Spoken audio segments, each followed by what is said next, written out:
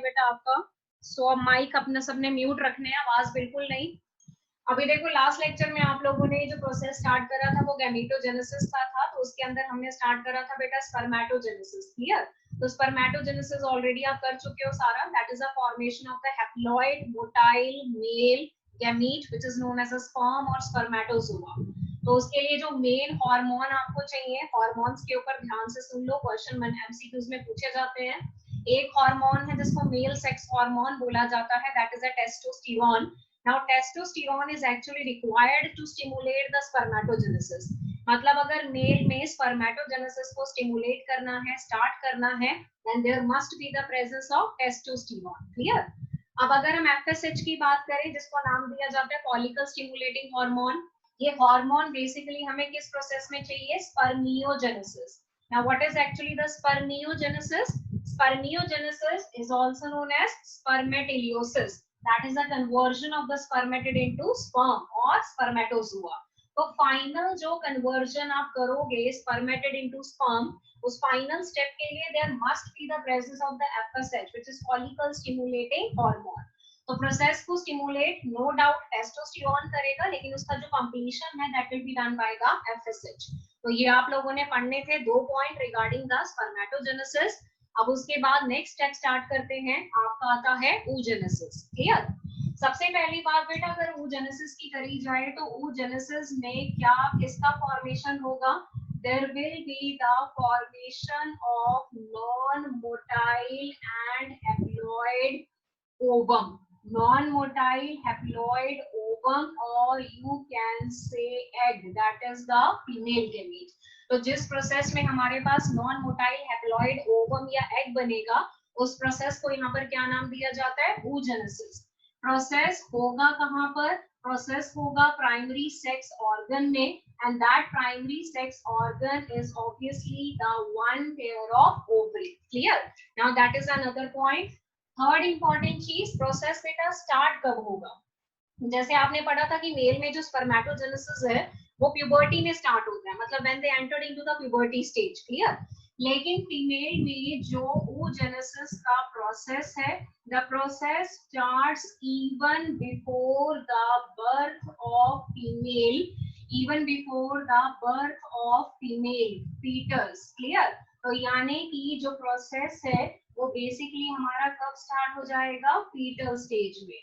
That means कि जब female fetal form में अपने मदर के वोम में है तो उसकी ओवरी में प्रोसेस स्टार्ट हो जाता है, that process is known as oogenesis. तो ये डिफरेंस है बेटा. अगर आप स्पर्मेटोजेनेसिस और oogenesis को आपस में कंपेयर करो तो स्पर्मेटोजेनेसिस में किसका फॉर्मेशन होता है? मोटाइल हैप्लॉइड स्पर्म्स का. यहाँ पर किसका फॉर्मेशन होगा? नॉन मोटाइल हैप्लॉइड ओवम या फिर एग का.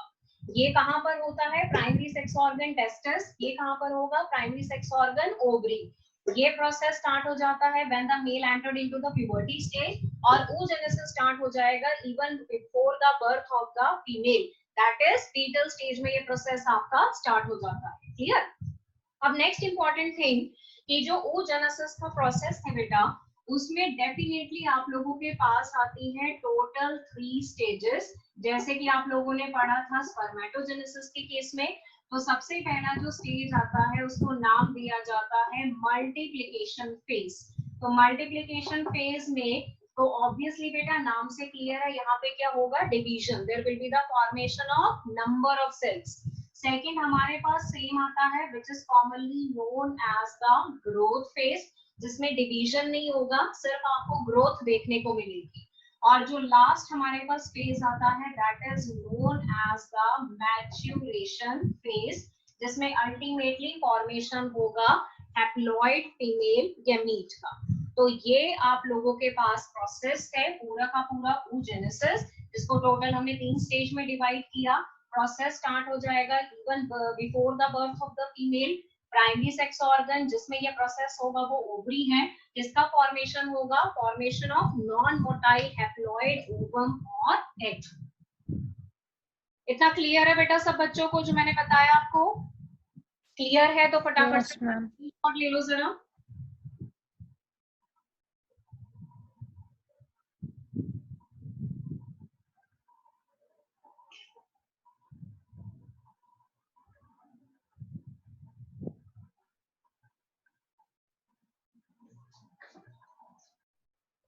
अगर कोई बच्चा बाय चांस नहीं ले पा रहा है तो बेटा टेंशन मत लेना, मैंने ले लिया पिक साथ साथ में, तो मैं ग्रुप में आपको भेज दूंगी। क्लियर? अब मैं रेस कर रही हूँ जरा इसको। ओके।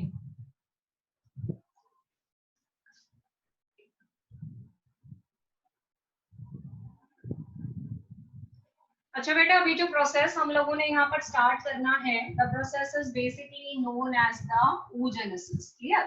तो अभी थोड़ा बहुत मैं ऑलरेडी आपको बता चुकी हूँ। तो मैंने आपको बताया कि oogenesis में 3 स्टेज आती हैं। फर्स्ट आप करोगे मल्टीप्लीकेशन, सेकंड आएगा ग्रोथ, थर्ड आएगा मैचुरेशन। अब जो प्रोसेस है वो लिटिल कॉम्प्लिकेटेड है एज कंपेयर टू स्पर्मेटोजेनेसिस। तो इसको जरा ध्यान से बेटा पहले समझ लो, और इधर ध्यान रखना है बोर्ड की तरफ।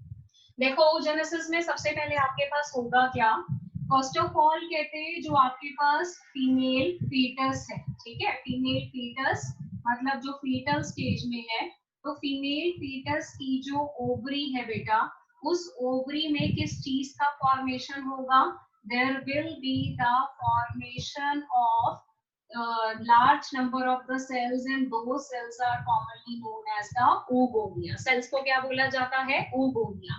तो फीमेल फीटस की जो ओवरी है, फीमेल फीटस की ओवरी, वहां पर प्रोसेस होता है फॉर्मेशन का, and that is formation of the oogonia। और ये जो oogonia है इसका नेचर कैसा होगा, डिप्लॉयड, मतलब they contain double number of the chromosome. तो फॉर्मेशन होता है बेटा oogonia का, अप्रोक्सीमेटली कितने oogonia हमारे पास बनेंगे, 2 million oogonia in each ovary.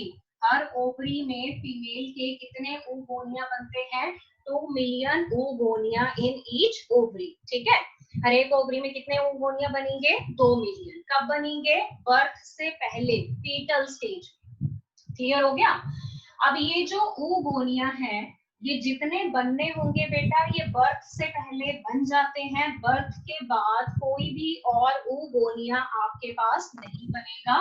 So point is very clear, no more oogonia are formed और एडेड आफ्टर द बर्थ। ना तो कहते कोई oogonia बर्थ के बाद बनेगा, ना ही वो ऐड होगा। सो this is very very important point जो आपने रखना है ध्यान में। तो सबसे पहली बात, oogenesis के प्रोसेस में फीमेल फीटस की ओवरी में फॉर्मेशन होता है डिप्लॉयड सेल्स का, जिनको नाम दिया जाता है oogonia। कितने बनते हैं, 2 मिलियन oogonia इन ईच ओवरी। और बर्थ के बाद कोई भी नया oogonia आपके पास नहीं बनता है, जो भी बनना है वो बर्थ से पहले ही बनेगा। Point is clear?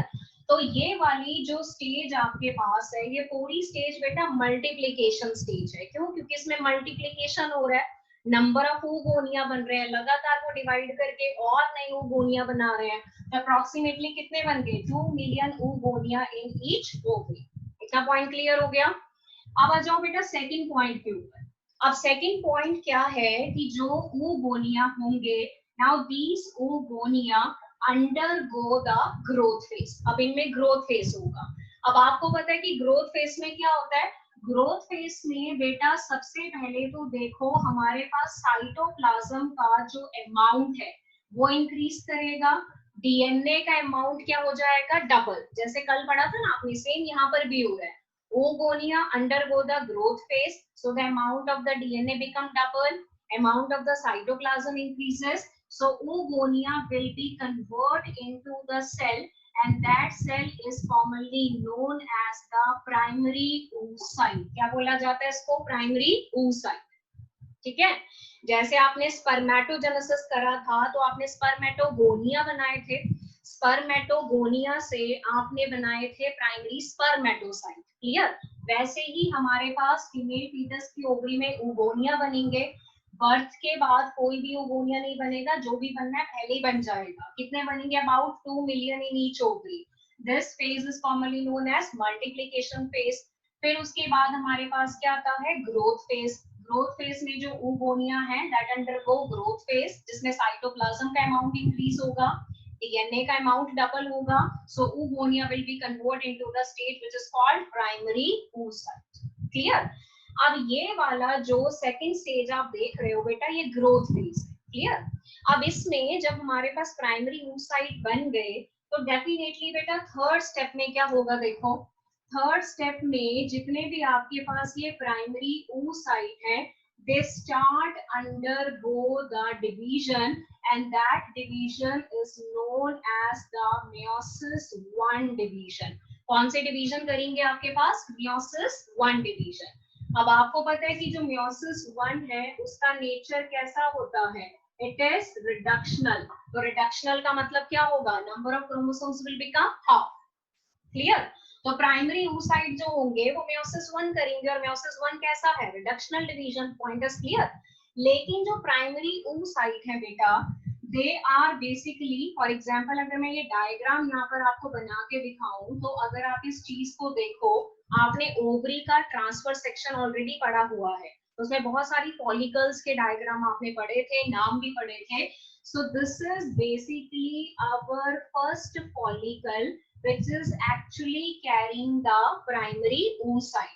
तो इस फॉलिकल को बेटा यहाँ पर क्या नाम दिया जाता है? This is known as primary follicle. क्या बोला जाएगा इसको? Primary follicle. और प्राइमरी फॉलिकल के अंदर क्या प्रेजेंट है? It contain the primary oocyte। क्या प्रेजेंट है उसके अंदर? Primary oocyte। ये जितने भी बेटा फॉलिकुलर सेल्स हैं, ये एक लेयर बनाएंगे अराउंड द प्राइमरी oocyte। तो पूरे स्ट्रक्चर को यहाँ पर क्या नाम दिया जाता है? Primary follicle. क्या बोला जाता है इसको? Primary follicle. ठीक है? अब ऑब्वियसली अगर 2 मिलियन oogonia थे बेटा, देखो 2 मिलियन oogonia थे, तो प्राइमरी फॉलिकल भी कितनी बनी है? 2 मिलियन फॉलिकल्स बन गए हमारे पास। एंड इनके अंदर क्या प्रेजेंट है? Primary oocyte। Primary oocyte is undergoing which division? meiosis 1 division। Clear? अब आपको पता है कि जब आप meiosis 1 करते हो बेटा, तो उसमें प्रोफेज 1, मेटाफेज 1, एनाफेज 1, टेलोफेज 1 ये स्टेजेस करते हो ना आप लोग। तो यहाँ पर जो हमारा प्राइमरी oocyte होगा वो क्या हो जाएगा? अरेस्ट हो जाएगा। कहाँ पर अरेस्ट हो जाएगा? in the prophase 1, that is in the diplotin stage। कहने का मतलब ये हुआ कि जो हमारा प्राइमरी oocyte था, that has started the meiosis 1 and it is present inside the primary follicle, but उसने जब प्रोफेज 1 स्टार्ट करा, तो आपको पता है प्रोफेज 1 में आप 5 सब स्टेजेस करते हो। कौन कौन से? लैक्टोटीन, जाइगोटीन, पैकेटीन, डिप्लोटीन, डाइकनेसिस। क्लियर? तो इसने लैक्टोटीन कंप्लीट करा, zygotene complete, pachytene complete, diplotene में जाके ये क्या हो गया? अरेस्ट हो गया। कौन?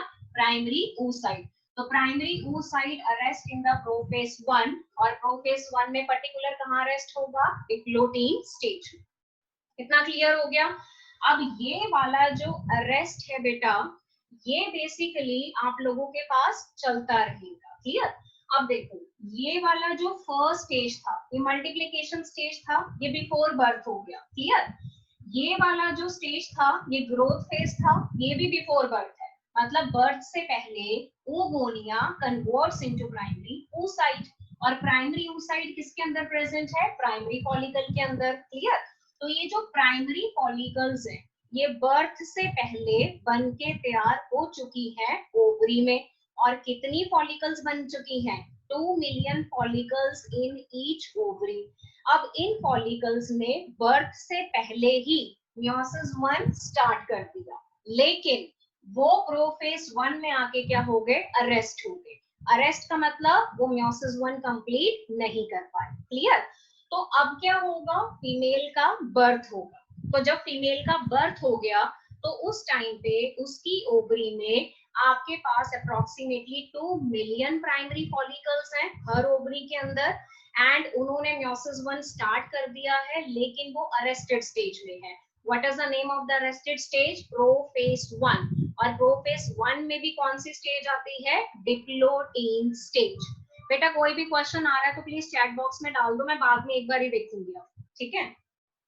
अब आपके पास जो ये प्राइमरी oocyte है बेटा, ये प्रोफेज 1 में अरेस्ट हो गया। क्लियर? अब प्रोफेज 1 में जब ये अरेस्ट हुआ, तो उसके बाद हमें अब वेट करना पड़ेगा टिल प्यूबर्टी। तो प्यूबर्टी तक तो बेटा ये अरेस्ट आप लोगों के पास ऐसे ही चलेगा।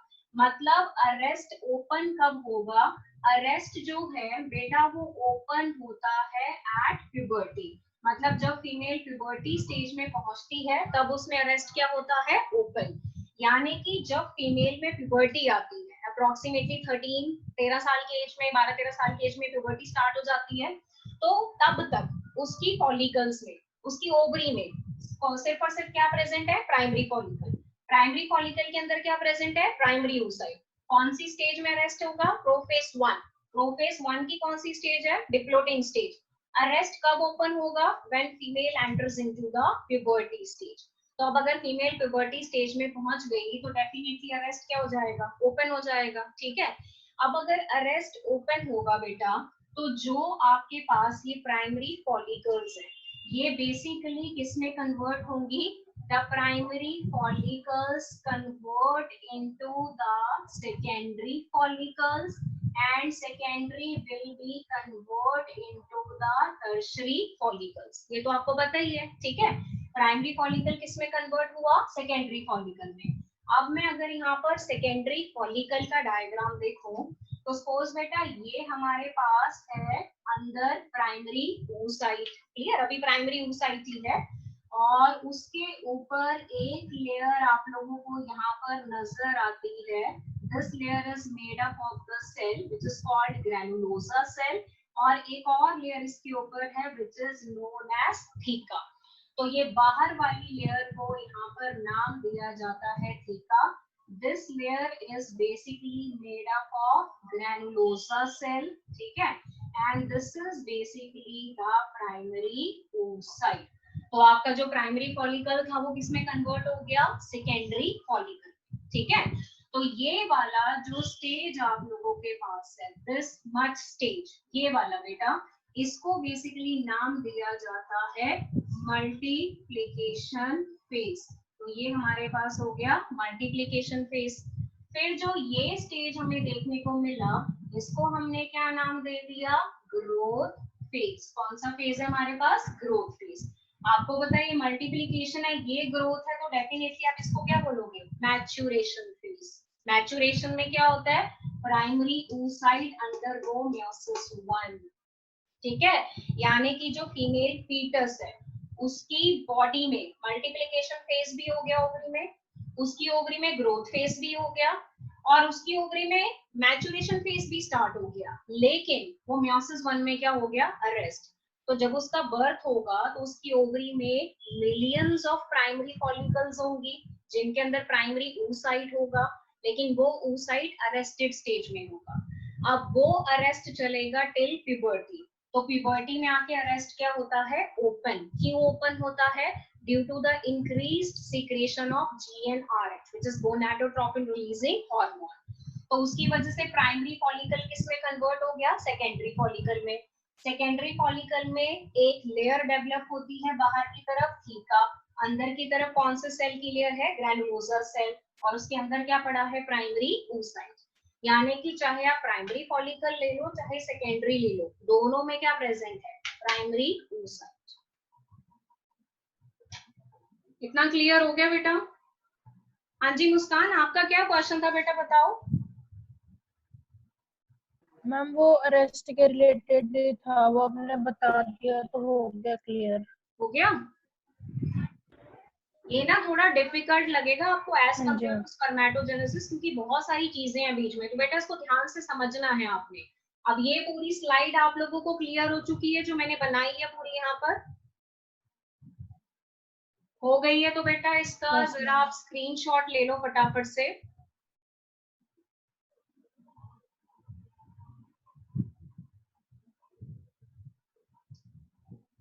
बेटा oocyte बेसिकली डेथ नहीं होती है अगर नहीं बनेंगे, ठीक है, बट उसमें ओव्यूलेशन नहीं हो पाएगा फिर फीमेल में, there is no egg formation. Screenshot ले लो फटाफट से इसका जल्दी से, so that I can proceed further.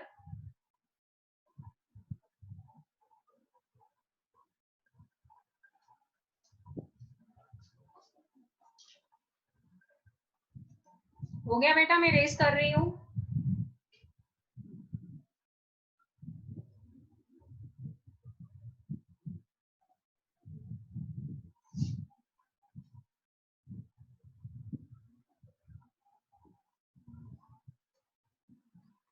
अच्छा अभी नेक्स्ट स्टेप में क्या है कि आपके पास यहाँ पर सेकेंडरी फॉलिकल है, ठीक है। Now this secondary follicle will be convert into the tertiary follicle. तो जब सेकेंडरी फॉलिकल बेटा टर्शरी फॉलिकल में कन्वर्ट होगा तो क्या क्या चेंजेस होते हैं देखो। एक तो सबसे पहले आपके पास टर्शरी फॉलिकल में 2 लेयर डेवलप हो जाती हैं, ठीक है। इन दोनों लेयर्स की अगर मैं बात करूं, this is known as theca externa जो बाहर की तरफ है, देन अंदर वाली जो लेयर है that is known as theca interna जो अंदर की तरफ है, ठीक है। उसके बाद यहाँ पर हमारे पास एक कैविटी, सॉरी यहाँ पर हमारे पास प्रेजेंट है ये स्ट्रक्चर, इसको बेसिकली अब हम नाम देंगे सेकेंडरी oocyte का। क्लियर।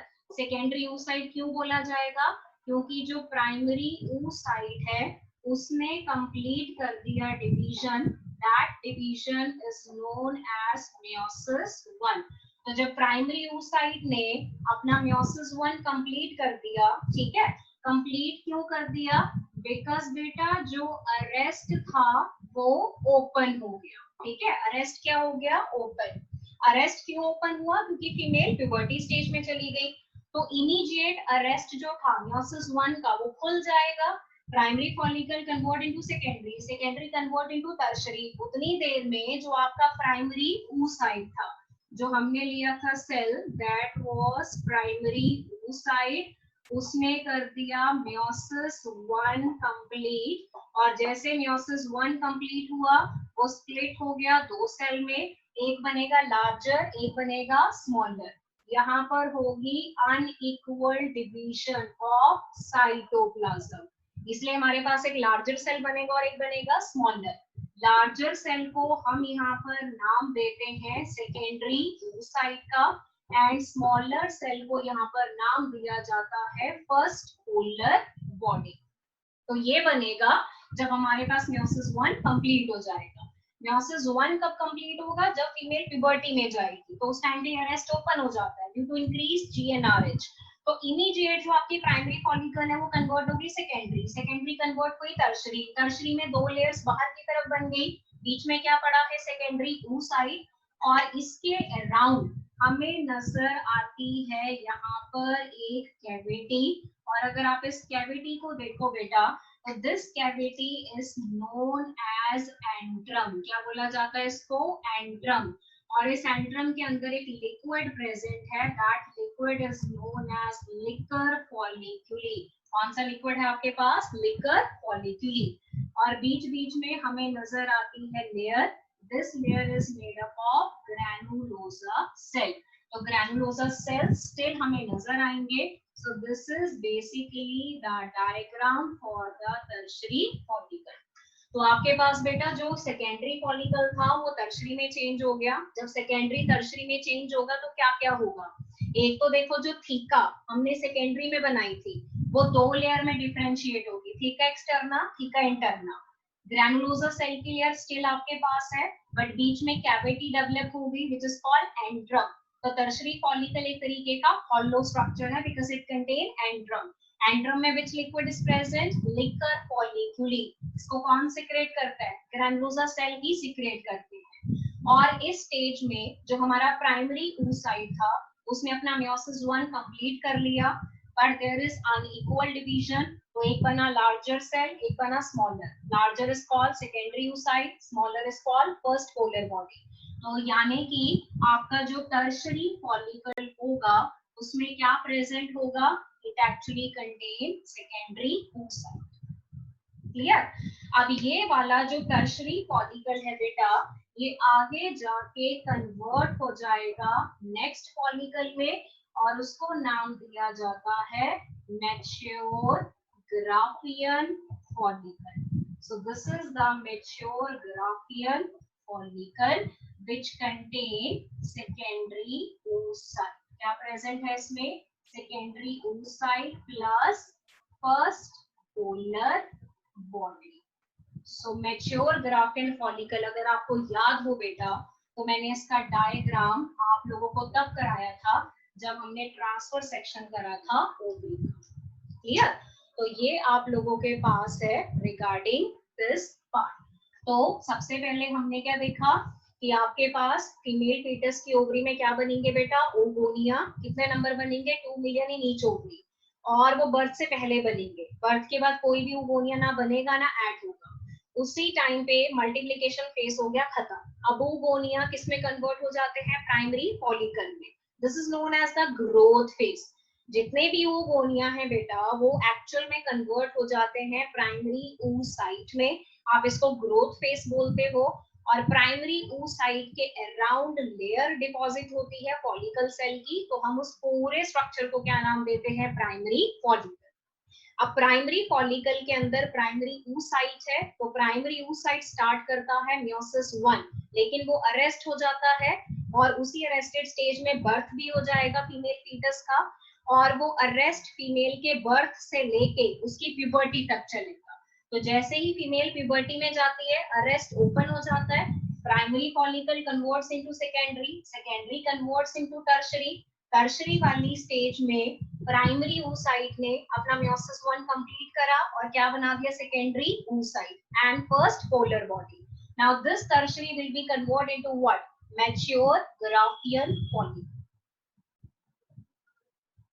इतना क्लियर हो गया बेटा बच्चों?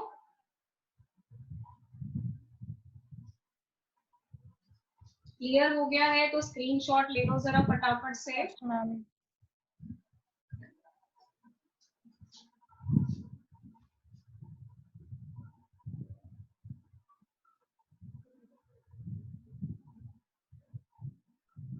बेटा पोलर बॉडी कहीं नहीं गई है, पोलर बॉडी ग्राफियन फॉलिकल के अंदर ही होती है, वो डायग्राम में विजिबल नहीं है आपको। जो अरेस्ट मियोसिस 1 को खोलता है वो फैक्टर है GnRH। जैसे ही फीमेल प्यूबर्टी में एंटर होती है, there is increased secretion of GnRH which is LH and FSH that causes the arrest to open, and when the arrest open, the primary oocyte divide to form secondary oocyte and first polar bond। ठीक है,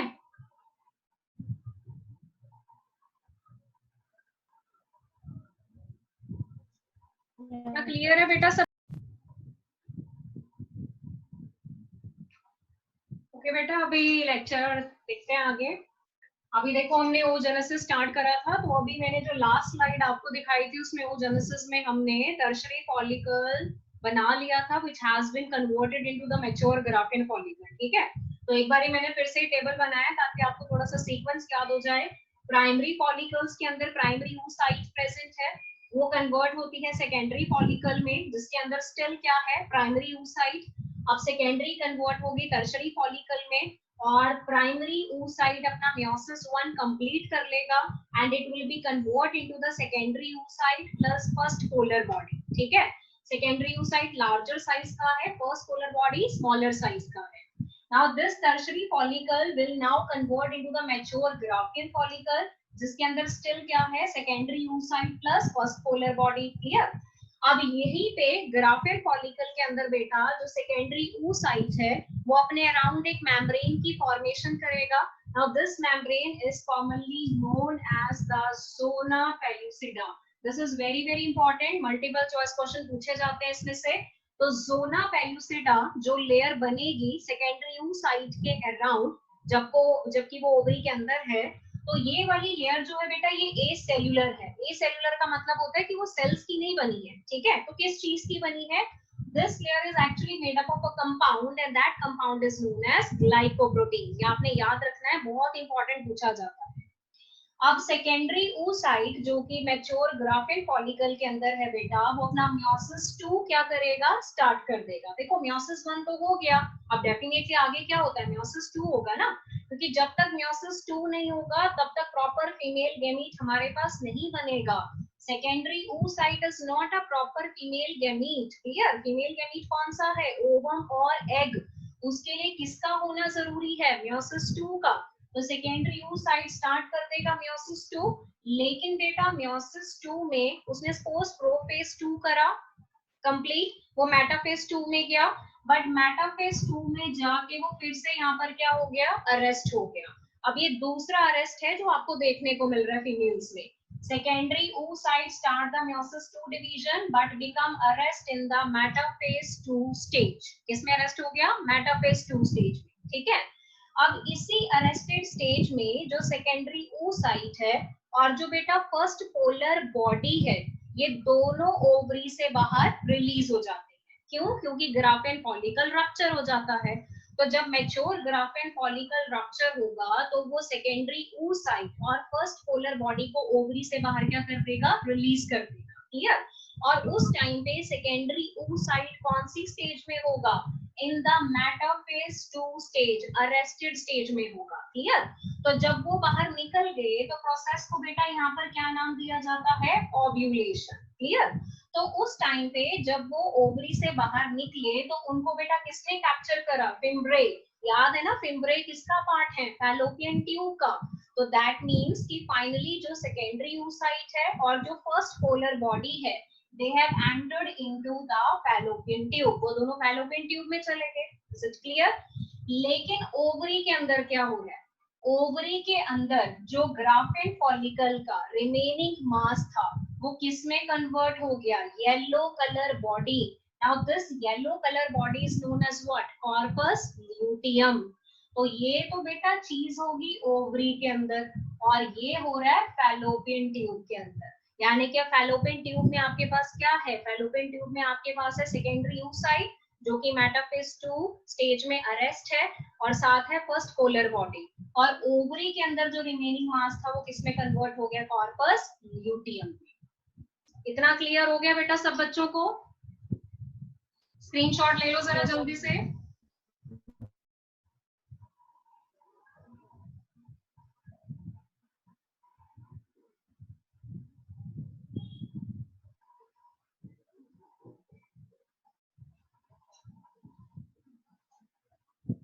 done बेटा, हो गया screenshot सब बच्चों का?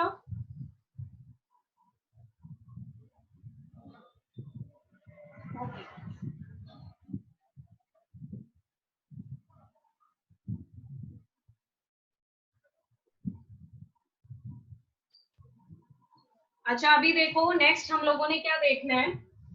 अब यहाँ पर बेटा सेकेंडरी oocyte जो है, ठीक है, वो कौन सी स्टेज में है? Arrested in metaphase 2 of meiosis 2। Meiosis 2 की मेटाफेज 2 स्टेज में क्या है? अरेस्ट है। ठीक है, अब जब तक ये अरेस्ट नहीं खुलेगा तब तक मेयोसिस 2 कंप्लीट नहीं होगा, और जब तक मेयोसिस 2 कंप्लीट नहीं होगा तब तक आपके पास ओवम या एग नहीं बनेगा। अब क्वेश्चन ये है कि मेटाफेज 2 बेटा ओपन कब होता है? क्लियर? तो सपोज करो कि अगर ये है ओवरी और यहाँ से हुआ बेटा प्रोसेस ओव्यूलेशन, तो वहां पर रिलीज हुआ secondary oocyte plus first polar body. ठीक है, अब इनको कैप्चर करा इसने। Now these are what? Finger like projections which are called fimbriae. Fimbriae के ऊपर वाले पार्ट को क्या बोलते हैं? Infundibulum. This part is fimbriae. ठीक है, और उसके ऊपर आता है आपके पास long part which is a very longest part, and this part is basically known as what? Ampulla. यही पार्ट है ना आपके पास। ठीक है, अब सेकेंडरी oocyte ये रहा और इसके साथ ये पड़ी है फर्स्ट पोलर बॉडी। कौन सी स्टेज में अरेस्ट है बेटा? मेटाफेज 2 स्टेज में। अब मेटाफेज 2 स्टेज बेटा कब ओपन होता है? जब आपके पास स्पर्म एंटर होगा, that is when sperm enters into female body. ठीक है, सो कॉन्टैक्ट विद सेकेंडरी oocyte, यानी कि जब आपके पास स्पर्म फीमेल की बॉडी में एंटर होंगे और वो स्पर्म जो फीमेल की बॉडी में एंटर हुए तो उसके बाद उन्होंने कांटेक्ट बनाया सेकेंडरी oocyte के साथ, तो उसी टाइम पे बेटा आप लोगों के पास एक्टिवेशन होगा। किसका? There will be the activation of APC। Now what is APC? It is anaphase promoting complex. क्या है आपके पास? Anaphase promoting complex. इसका क्या होगा? एक्टिवेशन। और इस एक्टिवेशन की वजह से जो मेटाफेज 2 अरेस्ट है, now this arrest will become open. Arrest क्या हो गया? खुल गया। ठीक है, अरेस्ट खुला तो ये था हमारा सेकेंडरी oocyte। तो सेकेंडरी oocyte ने डिवीजन कंप्लीट करा कौन सा डिवीजन बेटा, मियोसिस 2, ठीक है। एंड अगेन इसने बनाया larger cell and smaller cell. Larger cell को हमने नाम दे दिया ओवम और एग विच इज हैप्लॉइड, और इसको हमने बोला second polar body which is again haploid. Clear?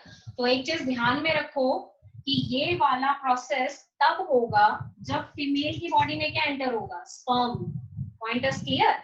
यानी कि अगर आपके पास स्पर्म क्या है, एब्सेंट, स्पर्म एब्सेंट, तो फिर क्या होगा बेटा, स्पर्म एब्सेंट होंगे तो क्या होगा, if sperm absent no arrest open, कोई भी अरेस्ट जो है वो ओपन नहीं होगा, ठीक है। एंड जो आपका सेकेंडरी oocyte है it become degenerate along with first polar body।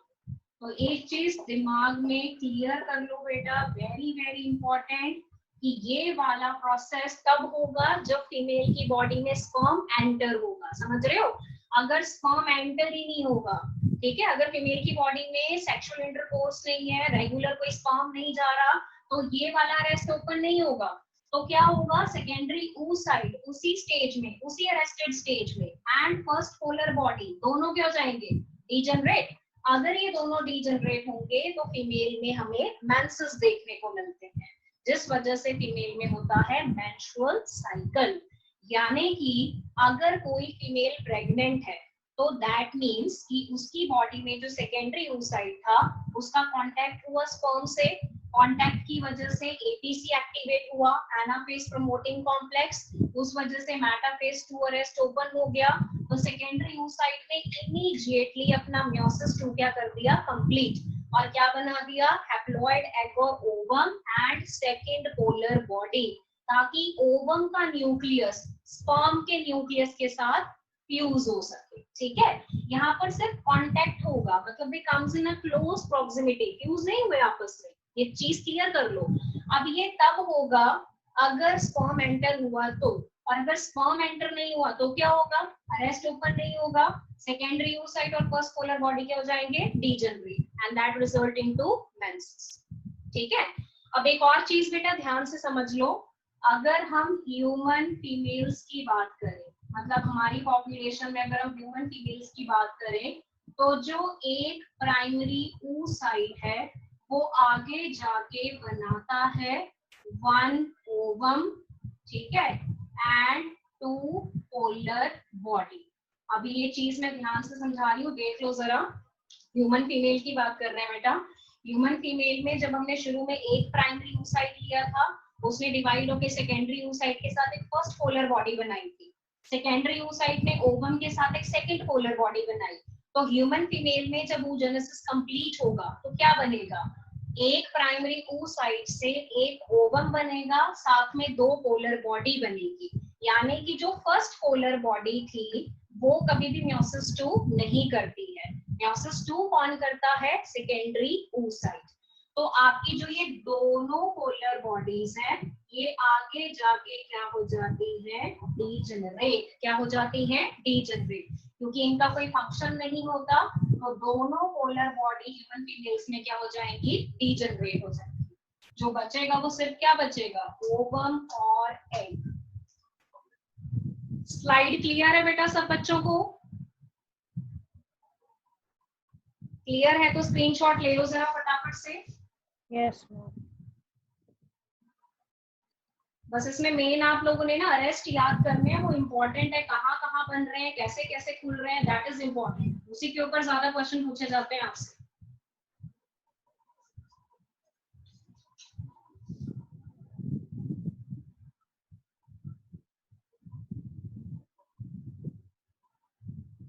अच्छा, जो मैंने ये वाला पॉइंट आपको बताया है, this is particularly for human female. ठीक है, अगर इन्होंने इन जनरल पूछा, इन जनरल जो वर्टिब्रेट्स में फीमेल्स होती हैं उनके केस में जब oogenesis होता है तो रिजल्ट में क्या बनता है, तो फिर बेटा वहां पर थोड़ा सा चेंज हो जाएगा। वहां पर एक प्राइमरी oocyte एक ओवम तो बनाएगा, लेकिन एक ओवम के साथ 3 पोलर बॉडी बनेगी। क्लियर? क्योंकि जो फर्स्ट पोलर बॉडी आप नॉर्मली बनाते हो वो ह्यूमन फीमेल में डिवाइड नहीं करती है, वो वहीं खत्म हो जाती है। बट जो दूसरी बॉडी ब्रेड की फीमेल्स हैं उनमें फर्स्ट पोलर बॉडी बताया जाता है कि मियोसिस 2 करती है, फिर वो भी 2 सेल में टूटती है। उन दोनों को आप पोलर बॉडी बोलोगे। तो 2 पोलर बॉडी वो और एक जो अब ये भी बनाएगा सेकेंडरी, तो टोटल कितनी पोलर बॉडी हो गई? 3। तो 3 polar body 1 ovum normal oogenesis में हमें मिलता है। बट अगर पर्टिकुलर ह्यूमन फीमेल की बात करें तो 1 ओवम के साथ 2 पोलर बॉडी।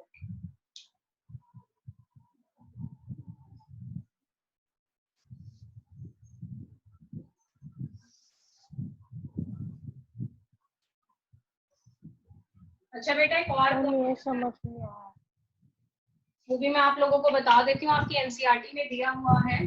पॉइंट ये है कि जब कोई भी फीमेल प्यूबर्टी स्टेज में एंटर करती है, ठीक है, when the female enters into puberty, तो उस टाइम पे उसकी ओवरी में 60,000 से लेके 80,000 जो फॉलिकल्स हैं वो बचती हैं।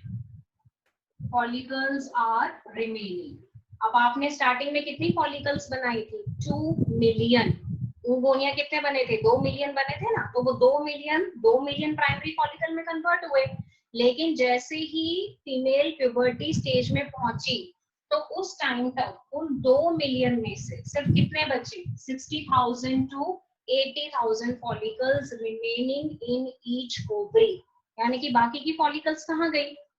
Rest of the follicles become degenerate। बाकी की फॉलिकल्स आपके पास क्या हो गई? यहाँ पर degenerate हो गई। क्लियर? तो प्रोसेस को यहाँ पर क्या बोला जाता है? follicular ectasia।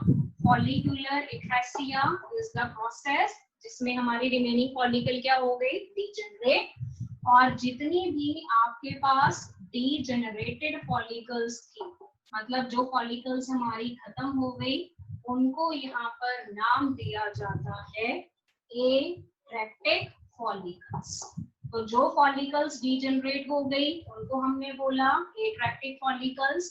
प्रोसेस को हमने क्या नाम दे दिया? Follicular atresia. ठीक है? एक्चुअल में प्यूबर्टी में सिर्फ कितनी बचेंगी? 60,000 टू 80,000। बाकी क्या हो जाती है? खत्म। तो जो खत्म हुई वो एट्रैक्टिक फॉलिकल्स है। प्रोसेस को क्या बोला जाता है? Follicular atresia. पॉइंट क्लियर हो गया बेटा आपको? ये पॉइंट आपकी एनसीईआरटी में दिया है। This is very very important. Screenshot ले लो जरा फटाफट से।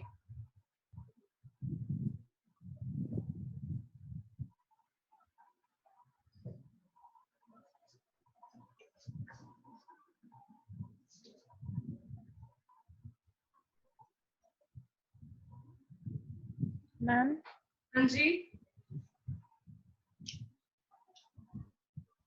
बोलो। मैम एक डाउट है। बेटा चैट बॉक्स में डाल दो अभी डाउट ना, मैं थोड़ा लास्ट में लेती हूँ 10 मिनट तक। ठीक है? मैम फीमेल चैट बॉक्स में डाल दो, चैट बॉक्स में लिख दो, डाल दो, मैं लास्ट में ले लूंगी, 10 मिनट दूंगी मैं आपको डाउट के लिए। Yes ma'am.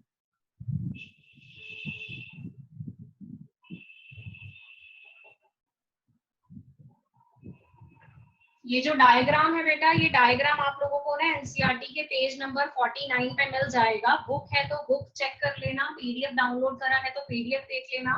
यहाँ पर डायग्रामेटिक प्रेजेंटेशन करना है जैसे आपने स्पर्मेटोजेनेसिस का करा था।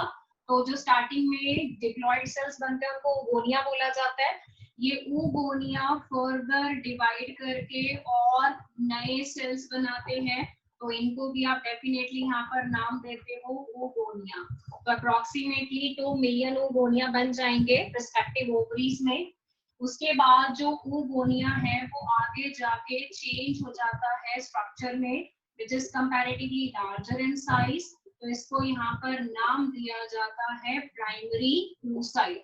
और प्राइमरी oocyte का नेचर कैसा है आपके पास? Again diploid in nature. ठीक है?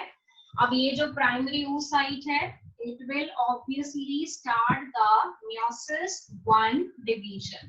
तो ये जब meiosis 1 करेगा तो डेफिनेटली उसमें क्या हो जाता है? अरेस्ट। और meiosis 1 में कहाँ अरेस्ट होगा? प्रोफेज 1।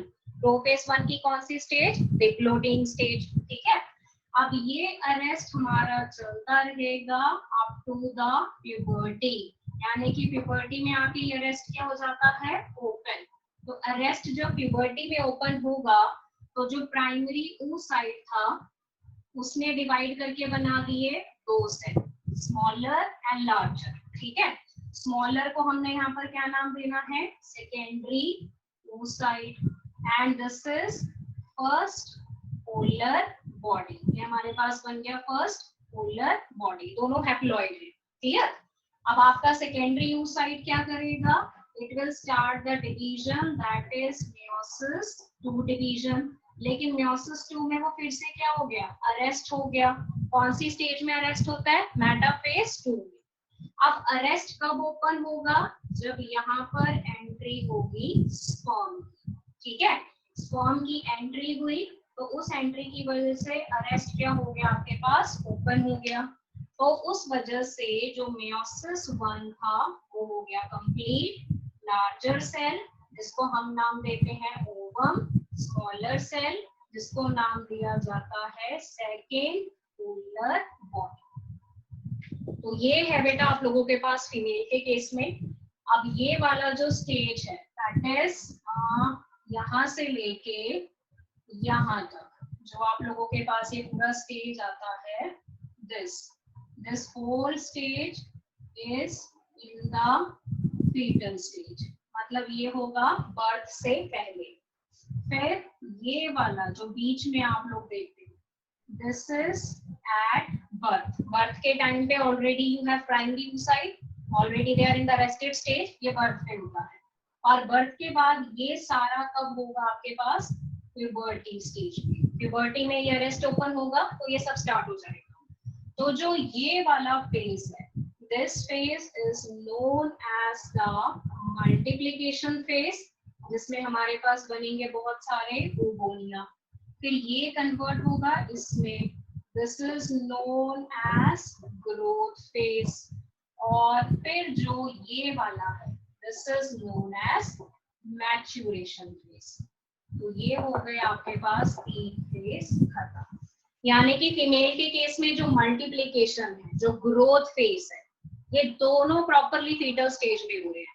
इवन मैच्योरेशन फेज भी फीटल स्टेज में ही स्टार्ट हो जाता है, क्योंकि प्राइमरी oocyte meiosis में तो शुरू कर ही देते हैं, बट इतना है कि वो अरेस्ट हो जाते हैं। उसी अरेस्टेड स्टेज में बर्थ हो जाता है फीमेल फीटस का, ठीक है। तो उसकी ओवरी में उस टाइम पे अरेस्टेड प्राइमरी oocyte है। कौन सी स्टेज में? प्रोफेज 1। वो अरेस्ट बेटा प्यूबर्टी तक तो चलेगा, ठीक है, अप टू प्यूबर्टी वो चलेगा। तो प्यूबर्टी में जाके वो ओपन हो जाएगा। ओपन होगा तो meiosis 1 कंप्लीट, क्या बना? Secondary oocyte and first polar body. अब सेकेंडरी oocyte ने स्टार्ट क्या करा? meiosis 2, बट फिर से क्या हो गया? अरेस्ट। अरेस्ट कब खुलेगा? When there is a sperm entry. Sperm entry होगी, अरेस्ट ओपन होगा तो सेकेंडरी oocyte बनाएगा larger cell ovum and the smaller cell second polar body. So this is basically the process of oogenesis। Screenshot ले लो बेटा जरा फटाफट से।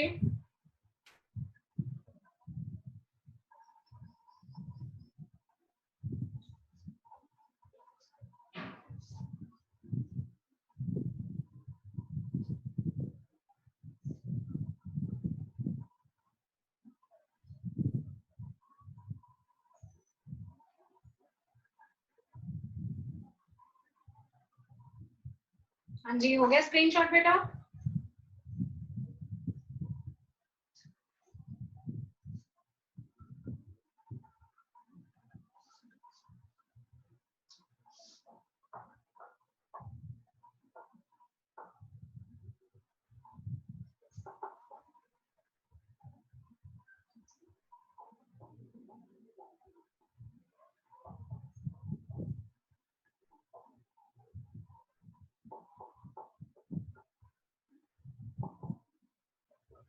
क्वेश्चन देख लो जरा फटाफट से।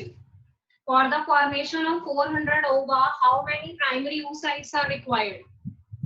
400 ओवा बनाने के लिए कितने प्राइमरी oocytes की रिक्वायरमेंट है आपको? चैट बॉक्स में डाल दो जरा।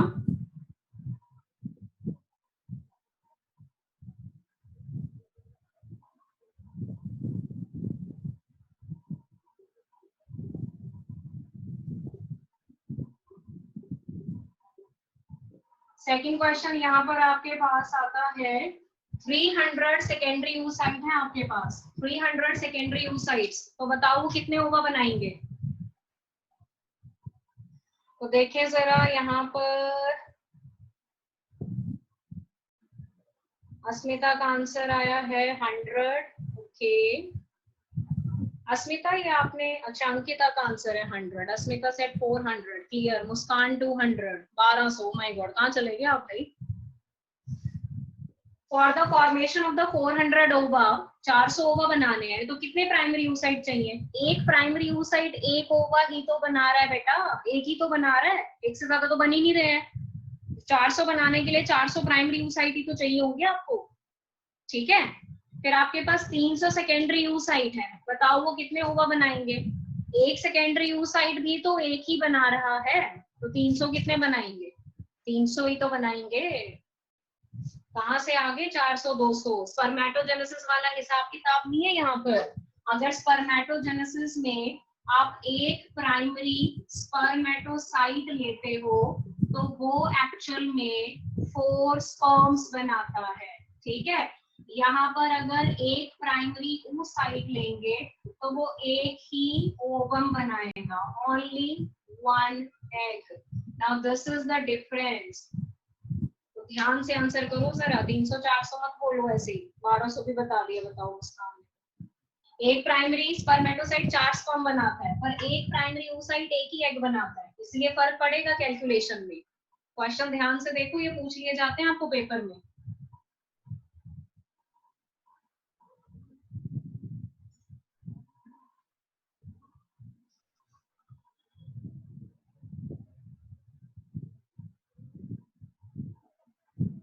हर्षिका बेटा, ये आपने 600 मुझे किसका आंसर दिया है।